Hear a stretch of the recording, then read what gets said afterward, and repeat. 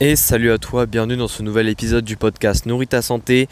Aujourd'hui j'avais envie de parler de comment est-ce qu'on peut manger lorsque, dans le cas où on s'entraîne extrêmement tôt le matin, c'est-à-dire très peu de temps après qu'on s'est réveillé, mais qu'on est quelqu'un qui se sent beaucoup mieux en s'entraînant, en ayant mangé, parce que même si j'ai fait un épisode dessus, même si s'entraîner à jeun n'est pas forcément problématique contrairement à ce qu'on pourrait entendre, il y a des personnes qui préfèrent quand même manger avant leur séance, aussi bien pour leur taux d'énergie, c'est-à-dire à sentent qu'elles ont plus d'énergie, que ce soit psychologique ou pour de vrai, et aussi peut-être des fois c'est tout simplement pour éviter de faire des malaises ou des choses comme ça.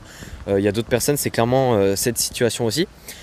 Donc voilà, donc j'avais envie de faire cet épisode là parce que les personnes ont vite tendance à se poser la question, puisque dans le cas par exemple où tu te réveilles, je n'en sais rien, je vais prendre un exemple, tu te réveilles à 7h et que tu t'entraînes à 7h30, évidemment tu n'as que 30 minutes et c'est pas en 30 minutes que tu vas digérer correctement, et du coup forcément, digestion, j'en ai déjà parlé plein de fois de comment ça peut impacter l'entraînement, comment ça peut impacter tes performances. Et évidemment, dans ce cas-là, c'est sûr qu'il faut manger quelque chose assez spécial, c'est-à-dire qu'il faut un petit peu réfléchir avant de manger. C'est pas 30 minutes avant ta séance que tu vas manger un repas de pâtes avec du steak haché, j'en sais rien. Donc voilà, ça me paraît intéressant d'en parler. Donc du coup, je vais rappeler des points que j'ai rappelés dans plein d'autres épisodes, sur différents sujets, donc des choses que j'ai déjà parlé. Donc il y a une première chose à prendre en compte quand on veut manger très proche de sa séance, c'est déjà quel type d'effort ça va être. C'est-à-dire que est-ce que ça va être un effort plutôt d'endurance, est-ce que ça va être une séance qui va être longue, ou est-ce que ça va être une séance qui va être très intense et qui va être plutôt on va dire musculaire que cardio. Donc là c'est très général ce que je dis, mais ça va déjà orienter un petit peu ce qu'il faut manger en priorité. C'est-à-dire que dans le cas des efforts cardio, tout ce qui est course à pied, endurée, etc., ce qui va être vraiment important sont les glucides. Après, tout ce qui va être un petit peu sport de force, les glucides vont rester le plus important aussi, mais peut-être qu'apporter des protéines peut avoir beaucoup plus de sens. Donc une fois que tu as défini ça, c'est-à-dire défini le type de séance que tu vas faire, ce qui n'est pas très compliqué, ce qui fait un peu sens, tu vas tout simplement vraiment voir quelle durée tu as, quel temps tu as entre j'ai fini de manger au réveil et entre je commence ma séance. C'est-à-dire est-ce que c'est 15 minutes, est-ce que c'est 30 minutes, est-ce que c'est 45 minutes. Bon, généralement quand je dis tu manges très tôt le matin après le réveil, on parle généralement d'une durée qui est en dessous d'une heure. Après c'est possible que ça soit dans les 1 heure aussi, c'est-à-dire tu te réveilles à 7h et tu t'entraînes à 8h, 8h30. Ça c'est un cas aussi que je vais parler rapidement. Mais voilà, on s'intéresse plutôt de est-ce que c'est 15 minutes, est-ce que c'est plutôt 30 minutes, est-ce que c'est plutôt 45 minutes. Alors ça paraît débile comme ça parce qu'il y a 15 minutes d'écart entre chaque cas, mais ça a quand même son importance et c'est quand même un point qu'il faut prendre en compte. Surtout quand on compare 15 minutes et 45 minutes, c'est vraiment pas du tout la même chose. Donc le premier cas, on va prendre celui de 15 minutes, on va parler un petit peu de tout ce qui peut poser problème, à éviter, etc. Et je pense qu'après ce sera un petit peu plus rapide de passer sur les autres cas parce que il y aura des choses que j'aurai pas besoin de redire. Donc le cas de 15 minutes c'est assez spécial parce que si par exemple tu manges à 7h et tu t'entraînes à 7h15, t'as que 15 minutes de digestion. Donc là déjà, encore une fois, il faut reprendre en compte le sport que tu fais. Est-ce que c'est un sport où il y a beaucoup d'impact ? Est-ce que c'est un sport où le système digestif, on va dire, peut vite poser problème, peut vite poser des gènes. C'est-à-dire, le meilleur exemple c'est la course à pied. Comparons, donc les triathlètes ça va être très parlant pour eux. Comparons le vélo et la course à pied. Évidemment, la digestion va vite poser problème pour la course à pied par rapport au vélo. La raison est simple, c'est que quand tu cours, tout ce qui est système digestif, on va dire, reçoit des impacts. Alors que quand tu es sur un vélo, tu es sur un vélo et ton système digestif il est stable en quelque sorte. Donc là je vulgarise de ouf, mais c'est pour un petit peu voir. Et du coup évidemment en course à pied tu peux vite avoir des gènes, des douleurs au ventre, des problèmes de digestion. Alors que sur le vélo c'est beaucoup moins gênant. Et même si tu fais un effort, encore une fois, le système digestif reste stable. Il n'y a pas d'impact, il n'y a pas de choc. Et ça pose beaucoup moins de problème. Donc évidemment, si tu t'entraînes 15 minutes, si tu manges 15 minutes avant une séance de course, la collation ne sera pas pareille qu'avant une séance de vélo. Et encore une fois, là, dans les deux cas, on parle d'un effort qui est long en général et un effort cardio. C'est-à-dire que si tu fais un sport qui est plutôt musculaire, là, il faut aussi te poser la question, est-ce qu'il y a de l'impact ou pas? Par exemple, de la musculation, en général, ça dépend des exercices que tu fais, mais en général, il n'y a pas vraiment d'impact. Je veux dire, allez, je prends un gros cliché, mais si tu fais du biceps curl, je vois pas en quoi le système digestif va recevoir des impacts et va poser problème. Après voilà, ça dépend encore une fois des exercices que tu fais. Donc voilà, après il peut y avoir aussi d'autres exercices, c'est-à-dire tout ce qui est traction, poids de corps, etc. Si tu as l'impression d'avoir un peu l'estomac lourd parce que tu as trop mangé ou je ne sais quoi, là oui ça va poser problème, mais c'est un petit peu différent. Donc déjà il faut se poser un peu cette question là. Est-ce que mon sport est à haut risque ou pas par rapport au système digestif qui peut poser problème à cause des impacts, des chocs qu'il y a durant l'effort, etc. Ça c'est la première question. Ensuite la deuxième question c'est ok, comment je fais pour quand même manger quelque chose 15 minutes avant ma séance mais que ça s'absorbe très facilement, que ça pose pas problème, etc. Là il va y avoir 1, 2, 3 variables je dirais à prendre en compte. Donc la première c'est le choix de l'aliment. Donc le choix de l'aliment en fonction de ses macronutriments, c'est-à-dire que comme je l'ai dit avant, en fonction de ton sport, on va voir si c'est un aliment qui va devoir être très très riche en glucides ou peut-être un aliment qui va être riche en glucides et qui va avoir un peu de prot. Ça c'est le premier cas, enfin la première variable.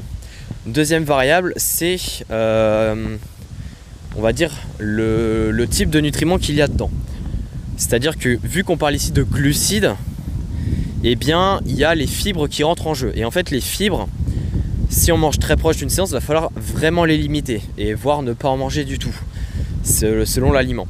Ça c'est le deuxième facteur, c'est-à-dire les autres nutriments qu'il y a avant, les autres molécules on va dire qui peuvent venir interférer avec la digestion. Et là, le troisième facteur c'est le volume, ou du moins la densité calorique pour être précis, c'est-à-dire est-ce que c'est un aliment qui est calorique au 100 grammes ou pas. Donc là j'ai donné plusieurs exemples pour que ça soit causant. Donc dans le cas où tu manges 15 minutes avant ta séance, imaginons tu fais un sport qui demande beaucoup de glucides mais peut-être un petit peu de protéines, donc tu fais plutôt un sport de force.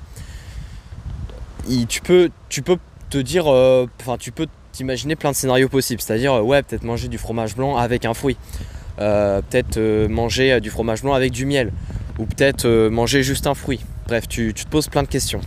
Alors, le fromage blanc, effectivement, c'est une bonne solution. Déjà, alors quelque chose que j'ai pas parlé aussi, c'est la texture de l'aliment qui va jouer. C'est-à-dire que si tu veux manger des protéines avant ta séance, le fromage blanc est intéressant, mais le lait peut aussi être intéressant. Alors encore une fois, ça dépend de la dose, ça dépend aussi de ta tolérance au lactose. Ça, je vais pas en parler dans cet épisode, mais le lait, je pense que tout le monde un petit peu connaît si on supporte assez bien, etc. Donc par exemple, si tu manges vraiment 15 minutes avant ta séance, si tu prends du fromage blanc, il faut que tu en prennes pas beaucoup en quantité. Il faut pas Dans le cas où tu manges vraiment très peu de temps avant ta séance, il ne faut pas dire que tu vas faire un goûter. C'est pas la même quantité. Là on parle vraiment de manger peu, de manger suffisamment pour que tu aies, on va dire, déjà psychologiquement cette impression que tu aies mangé et que tu as l'énergie qu'il faut pour ta séance, ou du moins que tu aies suffisamment d'énergie pour, je sais pas taper un malaise ou je ne sais quoi selon le type d'effort, et que tu manges tout simplement pas trop, pour éviter que tu aies justement ces problèmes de digestion, ces gènes au niveau du ventre, etc.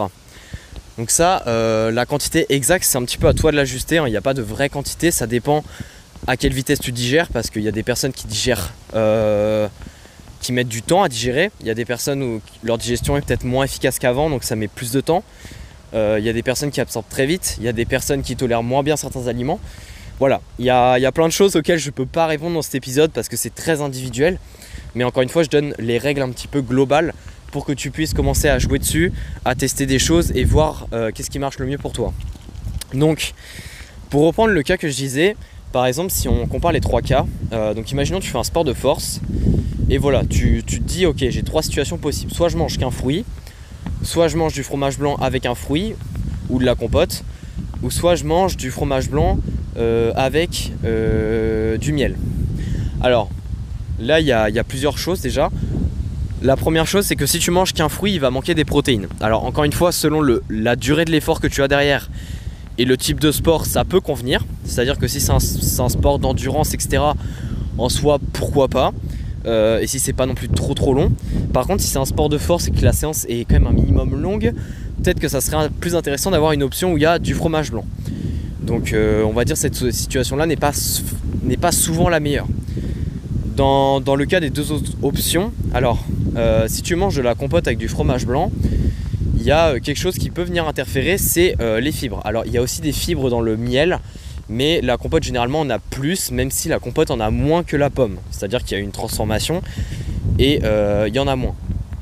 Par contre, un autre point qui fait que le miel peut être plus intéressant, c'est que le miel a une densité calorique plus élevée. C'est-à-dire que ça va t'apporter le même apport calorique et du coup, en quelque sorte, le même taux de glucides que la compote, mais en une beaucoup moins grande quantité. C'est-à-dire que de la compote, alors ça dépend la compote, c'est à quel fruit, mais ça peut être, c'est en général entre 40 et 80 calories au 100 grammes. Alors c'est vraiment une moyenne. Alors que le miel au 100 grammes, c'est dans les 300 calories. Donc, ou voire un petit peu moins de 300 calories, selon le miel. Donc effectivement, au niveau de la densité calorique, c'est pas du tout la même chose. Alors je dirais pas que c'est 10 fois plus grand, que pour le miel c'est 10 fois plus haut, mais on est quand même pas très loin et ça fait que ça apporte, en fait le miel apporte autant de calories que la compote, mais t'en manges 10 fois moins en quantité, c'est-à-dire en volume. Et l'avantage de ça, c'est que si tu manges beaucoup moins en volume, mais que tu apportes la même quantité de calories, eh bien, encore une fois, ça va faire du volume en moins dans l'estomac et ça va te faire moins de nourriture dans l'estomac. Et moins de nourriture dans l'estomac va diminuer énormément le risque que ton estomac te gêne pendant ta séance parce que tu sais, tu as l'impression d'avoir un peu l'estomac plein. Tu sens, on va dire, la nourriture qui se promène un peu. Voilà, donc c'est pour éviter ces gènes-là. Donc, le miel paraît plus intéressant. Par contre, encore une fois, là, je peux pas donner de réponse, mais attention, parce que le miel, c'est un aliment que certaines personnes n'arrivent pas trop à digérer.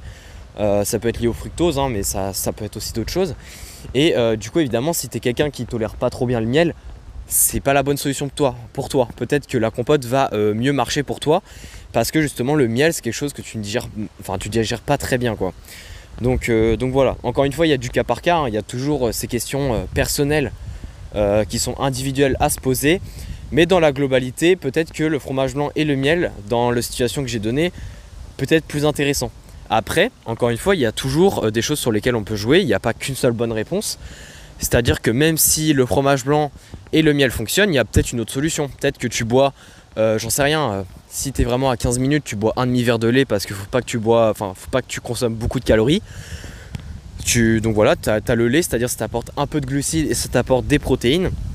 Et puis à côté de ça, tu manges, je sais pas, 2-3 pâtes de fruits parce que ça apporte des glucides, ça se digère très rapidement. Et puis comme ça, au moins, tu as l'énergie, on va dire, qu'il faut pour ta séance qui est dans très peu de temps. Donc voilà, donc ça c'était pour le cas des 15 minutes. Alors bien sûr, j'aurais pu encore donner d'autres exemples, encore plus détaillés. Mais je préfère donner, on va dire, la généralité. Déjà que là, on parle quand même d'un sujet qui est assez précis, assez complexe. Je préfère donner la généralité, qu'elle soit respectée, plutôt que donner toutes les choses et qu'on respecte rien, parce qu'au final, il y a trop de choses à voir. Donc maintenant, les autres cas, 30 minutes, 45 minutes, voire 1 heure, etc. En fait, c'est assez simple à comprendre. C'est pareil que pour les 15 minutes, sauf que plus la durée va être élevée, et plus tu vas avoir, on va dire, de marge. Aussi bien sur la quantité de nourriture que tu vas manger, c'est-à-dire les calories que tu vas manger aussi, c'est un petit peu lié, ça dépend de la densité calorique. Et du coup aussi sur le choix des aliments, évidemment. Parce que si tu peux manger plus de calories, si tu as plus de temps pour digérer, etc., et bien évidemment tu as une plus grosse marge de manœuvre sur les choix des aliments que tu peux faire. Parce qu'il y a certains aliments qui, on va dire, ne pourraient pas rentrer dans une collation qui est prise que 15 minutes avant, mais peut-être que 45 minutes avant ça passe. Exemple, un fruit. Si tu manges une banane, peut-être qu'une banane c'est pas ouf 15 minutes avant, parce que c'est un aliment qui reste quand même assez solide. C'est pas liquide, c'est pas crémeux. Par exemple, le lait et le fromage blanc c'est liquide et crémeux. Les pâtes de fruits, certes c'est solide, mais c'est quand même une texture qui est alors je dirais pas que c'est moelleux, mais qui est assez qui n'est pas très résistante, parce que c'est un aliment quand même qui est transformé. Alors certes, la banane c'est pas non plus un aliment qui est aussi dur qu'une pomme, je dis pas, Mais la banane, il y a aussi les fibres dedans à prendre en compte. Et puis selon la maturité de la banane, c'est aussi plus long à digérer parce que les sucres ne sont pas les mêmes. C'est-à-dire que si on mange la banane assez peu mûre, il y a plus d'amidon, il y a moins de fructose, etc. Donc la digestion est plus lente. Donc voilà, donc peut-être que la banane par exemple correspond mieux à 45 minutes avant, mais 15 minutes avant c'est peut-être pas top quoi. Peut-être que les pâtes de fruits sont mieux adaptées. Les pâtes de fruits, peut-être qu'à 45 minutes, certes, elles peuvent être adaptées, mais au final, est-ce que c'est vraiment si intéressant que ça par rapport à d'autres aliments? C'est pas sûr. Au niveau des protéines, 45 minutes avant, voire 30 minutes avant, le fromage blanc, encore une fois, ça marche. Le lait, effectivement, ça marche. Après, est-ce qu'on peut intégrer une autre source de protéines? Je pense que ça reste possible. Après, ça dépend de ce qu'on parle. Mais voilà, en règle générale, ce qu'il faut éviter, que ce soit 15 minutes, 30 minutes, 45 minutes, voire 1 heure, ce qu'il faut vraiment éviter, c'est les aliments qui ont une quantité non négligeable de lipides. C'est-à-dire que par exemple, si tu prends du fromage blanc, le mieux reste du 0%. Si tu as du 3%, ok. Et encore, si tu es 15 minutes avant ta séance, du fromage blanc 3%, c'est pas le meilleur. Si tu es 45 minutes avant, pourquoi pas. Par contre, du fromage blanc qui est plus élevé en matière grasse, ça je conseille pas si tu prends vraiment la collation dans l'heure précédente ta séance. Donc voilà, après il y a d'autres aliments riches en lipides où il faut faire attention. Éviter de faire des collations qui nécessitent une cuisson avec de l'huile, parce que là encore une fois ça va rentrer dans les lipides et ça monte extrêmement vite. Donc faire attention aux lipides, faire attention encore une fois à la texture, c'est-à-dire éviter de manger que des aliments solides quoi.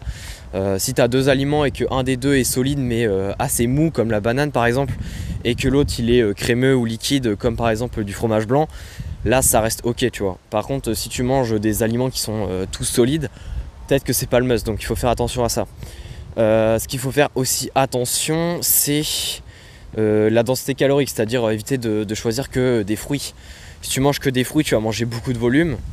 Certes, tu vas apporter des glucides, mais tu vas avoir mangé beaucoup. Et si tu manges beaucoup en quantité, encore une fois, c'est dangereux, surtout selon le type d'effort que tu fais.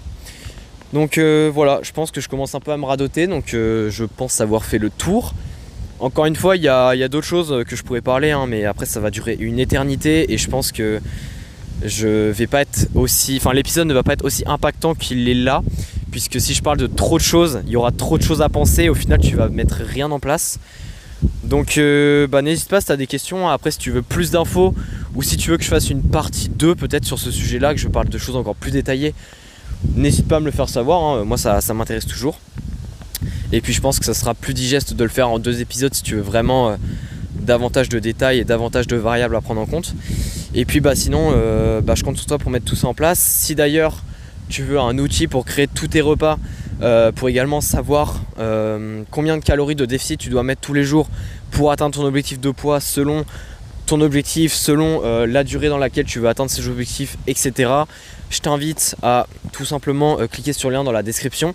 Ça va t'emmener sur l'outil BDO que j'ai créé spécialement pour les personnes qui veulent atteindre leur objectif, que ce soit physique mais aussi augmenter leur performance sportive grâce à leur nutrition. Donc c'est aussi bien fait pour les personnes qui sont un petit peu lambda que pour les coachs. Donc je t'invite à aller voir, à y jeter un coup d'œil au moins si ça t'intrigue. Et voilà, si tu as des questions sur aussi bien l'outil BDO, sur l'épisode ou quoi, n'hésite pas. Et on se dit à la prochaine. Allez, ciao.